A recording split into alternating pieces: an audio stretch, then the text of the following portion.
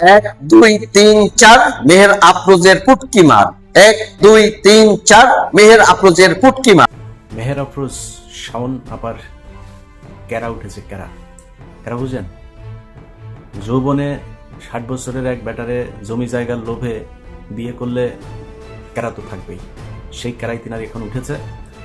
এক দুই তিন চার সবের মুখে জুতা মার। এক দুই তিন চার সবের মুখে জুতা মার। যেহেতু আমার কলিগকে গালি দেওয়া হচ্ছে, সেটা আমার গায়েও লেগেছে। প্রোটেস্ট করলাম। ওমা, এখন দেখি সবাই আমাকেও গালি দিচ্ছে। আমার মনে হইতেছে ওনার মুখের মধ্যে যদি কেউ একটা পাত দিয়া দৌড় দিত খুব খুশি হইতাম, কারণ উনি কিচ্ছু মানতে চাচ্ছে না। এই জুলাইকে অবজ্ঞা কইরা, এই জুলাইকে ছোট কইরা যেসব স্ট্যাটাস দেয় এগুলা মাইনা নেওয়ার মতো না। প্রতিবাদ হইতে হবে ভাই, প্রতিবাদ করতে হবে, যেভাবে প্রতিবাদ করছে হাসনাত আব্দুল্লাহ। হায় হায়, হিলাই দিছে তো ভাই, পুরা হিলাই দিছে। এই সোজা সাজা মানুষটা তো প্রতিবাদ করার কথা না।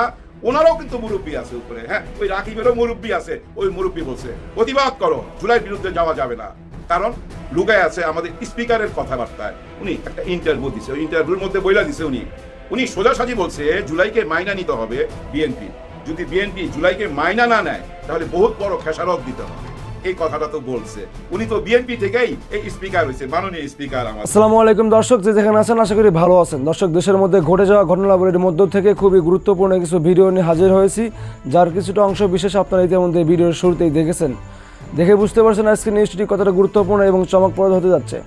দর্শক, চলুন আমরা কথা না বেরিয়ে মূল ভিডিওতে নিয়ে যাই। তার আগে বলবো, যারা এখনও আমাদের এই চ্যানেলটি সাবস্ক্রাইব করেন নাই, প্রতিনিয়ত আপডেট গরম গরম খবর পেতে অবশ্যই আমাদের এই চ্যানেলটি সাবস্ক্রাইব করে পাশে থাকা বেল বাটনটি বাজিয়ে দিবেন।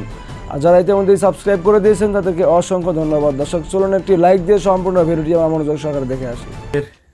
মেহের আফরোজ শাওন আপার ক্যারা উঠেছে, ক্যারা ক্যারা বুঝেন? যৌবনে 60 বছরের এক ব্যাটারে জমি জায়গার লোভে বিয়ে করলে ক্যারা তো থাকবেই, সেই ক্যারাই তিনার এখন উঠেছে। এক নম্বর কথা বলেনি আপনাদের অনেকের, আবার এই অনেকেই বলে থাকেন কার কার নাকি এই কি ওই যে ক্রাশ ট্রাশ বলে না, কি বলে যেন, এর অনেকের নাকি ক্রাশ আছে। তো এই বেটিতে আমি সরাসরি দেখছিলাম হুমায়ুন আহমেদ মারা যাওয়ার পরে এক সাক্ষাৎকার আনতে যায়। তো যাওয়ার পরে দেখা তো আমি সারাদিন টিভিতে দেখলাম কারিনা এখন যায় দেই জরিনা, বুঝছেন, এই হলো অবস্থা। তো সরাসরি যারা দেখেছেন ওনাকে, তারা এই ক্রাশ খাওয়া লোকজনকে একটু বুঝায়েন। আর এর চেয়ে বেশি বললাম না, আল্লাহ সবাইকে সুন্দর করে বানিয়েছেন, আলহামদুলিল্লাহ। সমস্যাটা যে কারণে ওনাকে নিয়ে আমি অনেক সময় অনেককে ব্যক্তিগতভাবে আক্রমণ করি। আক্রমণ করার কারণ হচ্ছে কোনো কিছুই ব্যক্তিগত না। আপনি যখন রাষ্ট্রীয় বিষয় নিয়ে কথা বলবেন তখন আপনাকে রাষ্ট্রীয়ভাবেই আপনাকে করা হবে, ওইটার সব কিছুর জবাব দেওয়ার জন্য আপনাকে। অনেক মানুষ আছে না যে তার ব্যক্তিগত জীবন কি ওইটা নিয়ে কথা বলে। আর একটা ব্যক্তিগত জীবন ওই যে নিজামি, তারা বলা হয়েছে কোন এক জায়গায় হরিণ দিয়া, কোন মেয়ে মানুষ দিয়া টিয়া, তারপরে পিচ্চা কাহিনী সাজানো হয়েছে না, সাইদিকে নিয়ে সাজানো হয়েছে না, মুজাহিদকে নিয়ে, সবাইকে তো সাজানো হয়েছে এইভাবে। সবার সাথে নারীকে ঢুকিয়ে দেওয়া হয়েছে, মিথ্যা কথা বলে তাদেরকে সাজানো হয়েছে। সত্য কথা বলতে সমস্যা কোথায়? আপনি ব্যক্তিগত বলে কোনো কিছু নাই। আপনি যখন কোনো সাধারণ বিষয় নিয়ে কথা বলবেন, যেটা পাবলিক বিষয়, ওইটার বলতে গেলে আপনাকে পাবলিকলি ট্রান্সপারেন্ট থাকতে হবে। নিজে ট্রান্সপারেন্ট না হয়ে এত পকপকানি করার কিছু নাই। ওনার সব শেষ একটা পোস্ট নিয়ে আপনাদেরকে কথা বলার জন্য আসছি। গত কয়েকদিন ধরে উনি খুবই উত্তেজিত, ক্যারা খুব বেশি উঠেছে। তো সরাসরি যাওয়ার পরে দেখার পরে তার কেউ ক্যারা মজাইতে পারে না, ওই সোশ্যাল মিডিয়ার ছবিটা দেখা একটু ক্যারা মজায় আর কি। মনি আপাকে নিয়ে একটু কথা বলি। আপা আমার সবচেয়ে বেশি ভালো লাগছে কি জানেন? ছাত্র দলের সভাপতি রাকিবের একটা কথা। এর আগে কিন্তু ওনাকে এতটা ভালোবাসতাম না, আজকে একদিনে যতটা ভালোবাসছি, গত 2 বছরও এতটা ভালোবাসি নাই। আমার কাছে সহজ সরল মনে হয়েছে, যেভাবে ওই যে পায়ের কাছে বসতে চায়, আবার ওই সামনে যায় পা ঝুলায় বসা ছিল মঞ্চের, আবার পা নাড়তেছে, মানে একটু সোজা সাজা মানুষ। কিন্তু আজকে কেন ভালোবাসলাম? উনি এই মনি আপাকে বলছে যে আপনাকে মাইনা নিতে পারতাছি না, আপনি জুলাইয়ের বিরুদ্ধে কথা বলতেছেন। টকশোর রানী তো মনি আপা, বিভিন্ন টকশোতে যায়। এই মনি আপা এই সংসদে কেমনে গেল বলেন তো? এই টকশোর কারণে গেছে। হ্যাঁ, টকশো কিন্তু ওনাকে বাঁচায় রাখছে। প্রতিবাদই ছিল, হ্যাঁ, প্রতিবাদ করতো। শেখ হাসিনার আমলেও কিন্তু উনি এই টকশোতে আসতো, কথা বলতো, ছাড়তো না। কিন্তু কথা বলতে বলতে উনি জুলাইয়ের বিরুদ্ধে চলে গেছে কখন, আমার মনে হয় উনি নিজেও জানে না। গত 2 দিন আগে টকশোতে আইসা এই জুলাইয়ের বিরুদ্ধে কথা বলতেছে। এর আগে কিন্তু আমাদের শহীদ হাদিকে নিয়ে কথা বলছে, খুব বাজে একটা উক্তি করছে গিনিপিকের সাথে। উনি অন্য কিছু বুঝাইতে চাইছে, মানে উনি বুঝাইতে চাইছে হাদির এই মৃত্যুটা পরিকল্পিত মৃত্যু, মানে কেউ এটা মেট্রোকুলাস ডিজাইনের মধ্যে দিয়া করছে, ওকেই গিনিপিক বানাইছে, এরকম কিছুই বুঝাইতে চাইছে। আসলে ওনাকে যারা বুঝায় দেয়, ওনারও তো কেউ না কেউ বুঝায়, সবার উপরে তো থাকে ভাই, একজন থাকে, মুরব্বী থাকে না, মুরব্বীর পরামর্শতেই কথাবার্তা বলে। কিন্তু বলতে বলতে যখন জুলাইয়ের বিরুদ্ধে চলে গেছে, আমরা তো মন খারাপ করি, আমরা সমালোচনা করি, কিন্তু ওনার দলের ভিতর থেকে ছাত্র দল সভাপতি রাকিব কেন প্রতিবাদ করলো? কারণ কি, এই সোজা সাজা মানুষটা তো প্রতিবাদ করার কথা না, ওনারাও কিন্তু মুরব্বী আছে উপরে, হ্যাঁ, ওই রাকিবেরও মুরব্বী আছে, ওই মুরব্বী বলছে প্রতিবাদ করো, জুলাইয়ের বিরুদ্ধে যাওয়া যাবে না। কারণ লুকায় আছে আমাদের স্পিকারের কথাবার্তায়, উনি একটা ইন্টারভিউ দিছে, ওই ইন্টারভিউর মধ্যে বইলা দিছে উনি সোজাসাজি বলছে জুলাইকে মাইনা নিতে হবে বিএনপির, যদি বিএনপি জুলাইকে মাইনা না নেয় তাহলে বহুত বড় খেসারত দিতে হবে, এই কথাটা তো বলছে। উনি তো বিএনপি থেকেই এই স্পিকার হয়েছে, মাননীয় স্পিকার আমাদের। এই সচ্চা কথাগুলো বলে বলেই কিন্তু আজকে উনি সবাই ভালোবাসার পাত্র, এটা বুঝতে হবে। হ্যাঁ, বিএনপির সমস্ত নেতাকে বুঝতে হবে, উনি সত্যি কথা বলে বলেই উনি আজকে দেখেন আপনাদের দলের হয়েও সবাই ভালোবাসার পাত্র। আপনারা কেন ভালোবাসা পাচ্ছেন না? কারণ আপনারা ওই সংসদে যেসব কথাবার্তা বলতেছেন, এইসব কথাবার্তা অচল। এই যে ফখরুল সাহেব যেভাবে বললো, ওদেরকে ক্ষমা চাইতে হবে, কেন ওরা ক্ষমা চাচ্ছে না, এরকম একটা কথাবার্তা বলছে। কাদেরকে? ওই রাজাকারদের ক্ষমা চাইতে হবে। ঠিক তখনই ভাই জামাতে ইসলাম থেকে ওই সংসদে যে জবাবটা দিছে না ভাই, কঠিন জবাব। বিচার হইলে তো আগে আপনার বাপের বিচার হইতে হবে, কারণ আমরা শুনছি আপনার বাপ ছিল রাজাকার। আমি ৭১ সালের ভূমিকার জন্য আপনি একবার তো ক্ষমা প্রার্থনা করলেন না, জাতির সামনে আপনি ক্ষমা প্রার্থনা করা উচিত। আয়নায় নিজের চেহারা দেখুন, ক্ষমা আপনার বাবাকে কবর থেকে চাইতে বলেন। কেন আমি অপরাধ করি নাই, ক্ষমা চাইবো কেন? আপনার বাবা অপরাধী, এই অভিযোগ আছে, সুতরাং কথা সতর্কভাবে বলা উচিত। মুখের উপরে বুড়া মানুষের ঝগড়া, পোলাপানের মতো, পোলাপানরা এইসব করলে মানায়, কিন্তু এসব বয়স্ক মানুষদের মানায়? নিশ্চয়ই মানায় না। পরিবর্তন আসতে হবে, পরিবর্তন তো চলে আসছে, আমরা দেখতে পাচ্ছি, কিন্তু কিছু মানুষ বুঝতেছে না কি পরিবর্তন আসছে।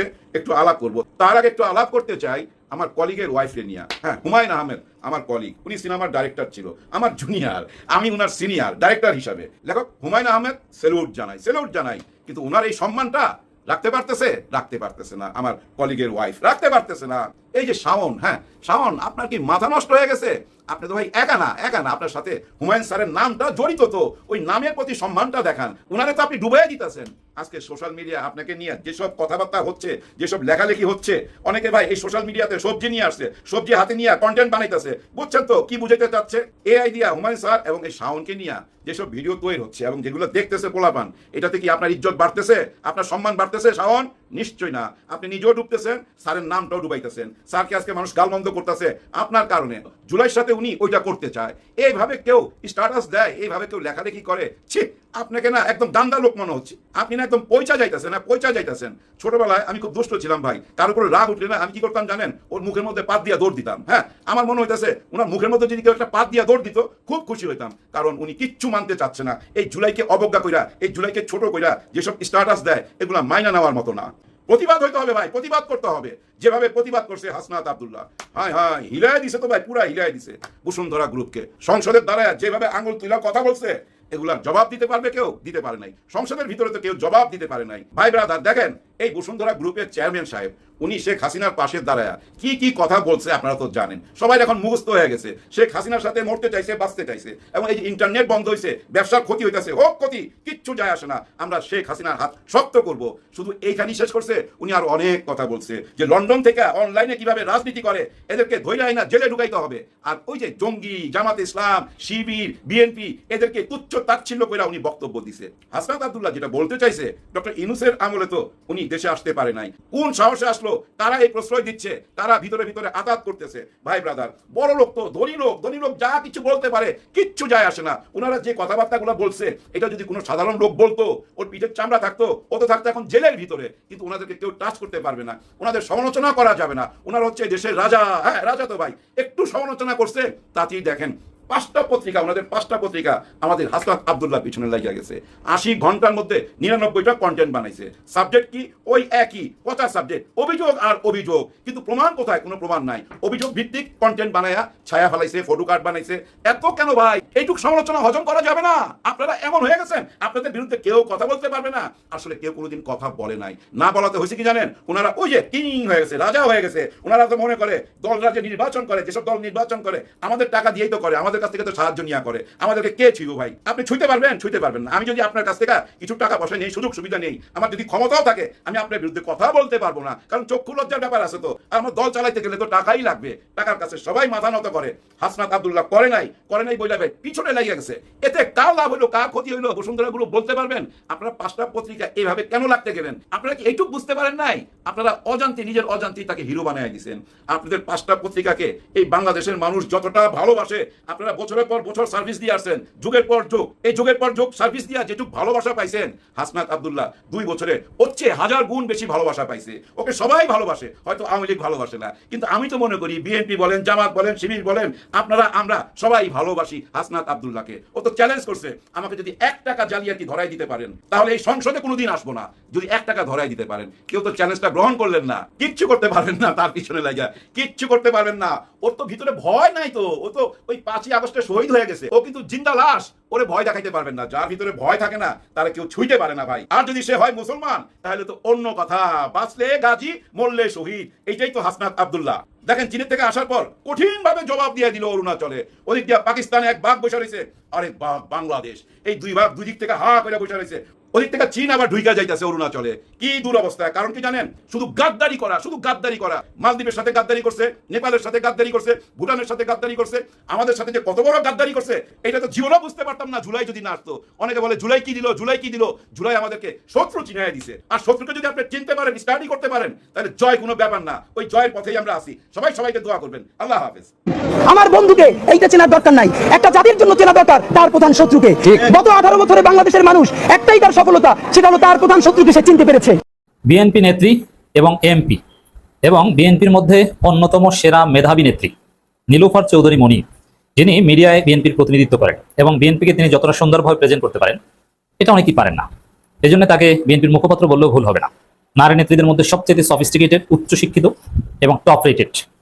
আমি তার সম্পর্কে কিছু ডিটেলস বলবো। তিনি, আপনাদের নিঃসন্দেহে মনে আছে, এর আগে বলেছিলেন যে জাকাতের চাইতে চাঁদাবাজি করা ভালো, উত্তম। তিনি কিন্তু ক্ষমা চাননি। তো দর্শক, সেই নীলুফার চৌধুরী মনি এবার আমাদের মহান জুলাই আন্দোলনকে এমনভাবে উপস্থাপন করেছেন অ্যাজ ইফ জুলাই আন্দোলন এটা একটা ষড়যন্ত্র ছিল। জুলাই বিপ্লব কোনো বিপ্লব না।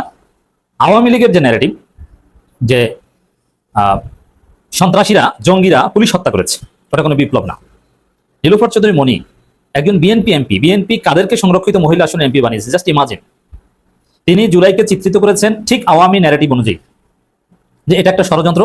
তিনি স্পষ্ট করে তিনি তর্ক করেছেন। দেখেন, এমনিতে স্লিপ অফ টাং কথা বলতে যে অনেক সময় ভুল হতে পারে, এই জন্য আমরা দুঃখ প্রকাশ করি যারা আমরা কথা বলি, আমাদের ভুল হয় বা রাজনীতিবিদদের ভুল হয়। কিন্তু নীলুফার চৌধুরী মনি তর্ক করছেন চ্যানেলের একটা টক শোতে একজনের সাথে, তর্ক করছেন, না না না না না, আপনি এটা বলতে পারেন না। এই যে জুলাই আন্দোলনে স্নাইপার দিয়ে গুলি করেছে পুলিশ, না না না না না, এটা আওয়ামী লীগ বলে, যেটা যে পুলিশের হাতে স্নাইপার থাকে না। এর মানে কি? জুলাই বিপ্লবে সন্ত্রাসীরা পুলিশ হত্যা করেছে এবং জুলাই বিপ্লব একটা ষড়যন্ত্র। এবং এইসব সন্ত্রাসীদের হাতে গুলি এসেছে কিভাবে? যদি আরো গভীরে যান আওয়ামী ন্যারেটিভে, চীন থেকে অস্ত্র এসেছে, মার্কিনপন্থী বিভিন্ন গ্রুপ অস্ত্র দিয়েছে, জঙ্গিদের হাত থেকে অস্ত্র এসেছে, তারপরে তারা সেই স্নাইপার দিয়ে পুলিশ হত্যা করেছে, তারপরে আওয়ামী লীগের পতন ঘটেছে। ঠিক ওই একই ধরনের আকীদা পোষণ করেন বিএনপির এমপি নীলুফার চৌধুরী মনি। তো আপনি চিন্তা করেন যে বিএনপি কতটা ডেঞ্জারাস। তারা কি আদৌ জুলাইকে ধারণ করে? এখানে ছাত্রদল সভাপতি নীলুফার চৌধুরী মনির এই বক্তব্যের প্রতিবাদ জানিয়েছে। ছাত্রদল সভাপতিকে দেখলাম যে অনেকে ধন্যবাদ জানিয়েছে, কিন্তু এটা একটা নাটকীয়তা বলে মনে হয়েছে।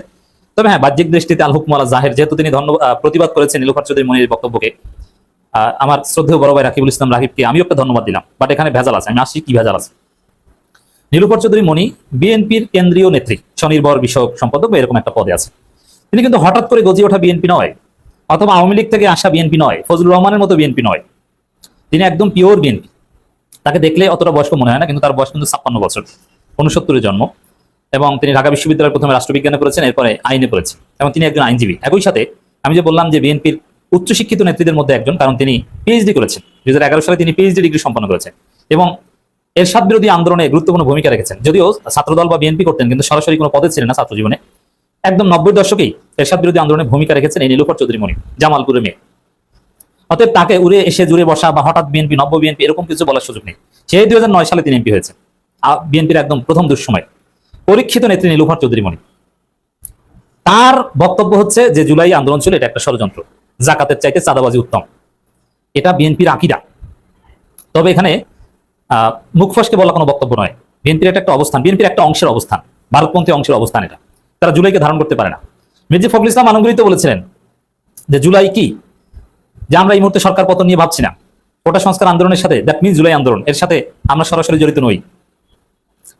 এবং এই জুলাই আন্দোলনের ফলে যদি হাসিনা পতন না হতো, তাহলে এই নীলুফার চৌধুরী, মনি, মির্জা ফখরুল এরা সবাই বলতো যে ওই সময় যে সন্ত্রাস হয়েছিল ওটা জামাত শিবির করেছে, ওর সাথে আমাদের কোনো সম্পর্ক ছিল না। দলিল এই যে আমাদের মহাসচিব বলেছিলেন ওই আন্দোলনের সাথে বিএনপি সরাসরি জড়িত না। এইভাবে তারা দায় মুক্তি নিত। নীলুফার চৌধুরী মনির বক্তব্যের মাধ্যমে এটা স্পষ্ট হয়। এখন নীলুফার চৌধুরী মনি বিএনপি নেত্রী, তারেক রহমান তার বিরুদ্ধে কোনো ব্যবস্থা নিয়েছেন? তিনি এমপি, তাকে বহিষ্কার করা উচিত এবং তার এমপি পদ কেড়ে নেওয়া উচিত। কারণ তারেক রহমান অস্তিত্ব হচ্ছে জুলাই আন্দোলন। জুলাই আন্দোলন না হলে তারেক রহমান বাংলাদেশে আসতে পারতেন না এবং তিনি প্রধানমন্ত্রী হতে পারতেন না। অতএব বিএনপির অস্তিত্বের বিরুদ্ধে তিনি অবস্থান নিয়েছেন, যার ফলে তারেক রহমানকে মনির বিরুদ্ধে ব্যবস্থা নিতে হবে, বহিষ্কার করতে হবে।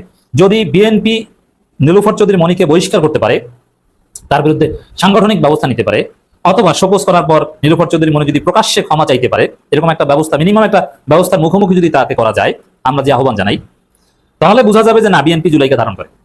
ছাত্রদল, এখানে আমি নাটক কেন বললাম, যে এমনিতে একটা পারসেপশন আছে যে জুলাই আন্দোলনে বিএনপির ওইভাবে সম্পৃক্ততা ছিল না, কারণ এই যে মির্জা ফখরুলের উল্টাপাল্টা বক্তব্য দিয়ে বিএনপির ক্রেডিট এমনিতেই কমিয়ে দিয়েছেন। তো সেই জায়গায় তবে ছাত্রদলের ছেলেরা মাঠে ছিল, নানানভাবে ভূমিকা পালন করেছে। যদিও সংগঠন হিসেবে ছাত্রদল ওইভাবে ভূমিকা পালন করতে পারেনি, কিন্তু ব্যক্তিগতভাবে ছাত্রদলের অসামান্য অবদান আছে। এবং ছাত্রদলের সাথে সমন্বয়করা কিছুটা সমন্বয় করেছিল, শিবিরও কিছুটা সমন্বয় করেছিল, এটা অস্বীকার করার কোনো সুযোগ নেই। মিনিমাম বিএনপি এতটুকু ক্রেডিট নিতে চায়, যাক জুলাই আন্দোলন নিয়ে বিএনপির সমস্যা থাকলেও ছাত্রদল ভালো, এই জন্য ছাত্রদলের সভাপতির মাধ্যমে নীলুফার চৌধুরী মনির বিরুদ্ধে বক্তব্য দেওয়ার ব্যবস্থা করেছেন মাননীয় প্রধানমন্ত্রী জনাব তারেক রহমান। নইলে ছাত্রদল এটা একটা লেজুর ভিত্তিক সংগঠন, স্বাধীনভাবে ছাত্রদলের নেতা নেত্রী কিছু বলতে পারে না, যাদের বিশেষ করে পদ আছে। বিএনপির হাইকমান্ড যেটা তাদেরকে বলে দেয় সেটাই তাদেরকে বলতে হয়। বিএনপির একজন এমপির বিরুদ্ধে হুট করে ছাত্রদল সভাপতি ফেসবুক পোস্ট দিবেন, এতটা অলেজুর ভিত্তিক এবং স্বাধীন সংগঠন ছাত্রদল নয়। বিএনপির একজন এমপি, এবং কেমন এমপি, প্রবীণ এবং একদম পোর খাওয়া বিএনপি নেত্রী, আমি তার ডিটেলস তো বললাম।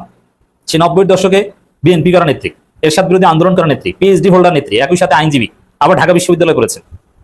তার বিরুদ্ধে ছাত্রদল মন চাইলে আর বলে দিবে, এত সহজ না। এটা বিএনপি তাকে বলিয়েছে কি জন্য? ওই যে নাটকীয়তা, যে না বিএনপি, ফজলুর রহমান বা এরা অনেকে জুলাই বিরোধী হলেও ছাত্রদল একদম পিওর জুলাইপন্থী। যেহেতু জুলাই আন্দোলনটা ছাত্রদের আন্দোলন, এই জন্য ক্রেডিট প্রশ্নটায় মৌলিকভাবে ছাত্রদের নিয়ে আলোচনা হয়। এই জন্য ছাত্রদলকে এখানে একটা ক্রেডিট দিল, যে দেখো বিএনপির নেত্রীরা উল্টাপাল্টা বলতে পারে, কিন্তু ছাত্রদল একদম পিওর জুলাই। আর যদি এরকম কোনো নাটক না হতো, তাহলে ছাত্রদল সভাপতির আগে বিএনপির হাইকমান্ড রুহুল কবির রিজভী কিংবা মির্জা ফখরুলরা বক্তব্য দিতেন যে আমাদের এমপিকে আমরা সাময়িক বহিষ্কার করলাম বা এই শাস্তি দিলাম তাকে। অতএব এটা নাটক। জুলাই আন্দোলন নিয়ে তিনি একদম স্পষ্টভাবে বলেছেন যে পুলিশের কাছে স্নাইপার নাই, তাহলে কি আন্দোলনকারীরা হামলা করেছে। এর মধ্য দিয়ে বিএনপির গভীর মনের মধ্যে লুকিয়ে থাকা আকীদা বোঝা যায়। সুপ্রিয় দর্শক, দেখলেন সেই কাঙ্ক্ষিত ভিডিওগুলো। দর্শক, এই ভিডিওটি দেখে কি ছিলেন আপনার গুরুত্বপূর্ণ মতামতটা আমাদের কমেন্ট বক্সে অবশ্যই জানিয়ে যাবেন এবং ভিডিওটি শেয়ার করে সবাইকে দেখার সুযোগ করে দিবেন। আজকের মতো এখানে এই বিদায় নিচ্ছি, দেখা হবে নতুন একটা ভিডিওতে।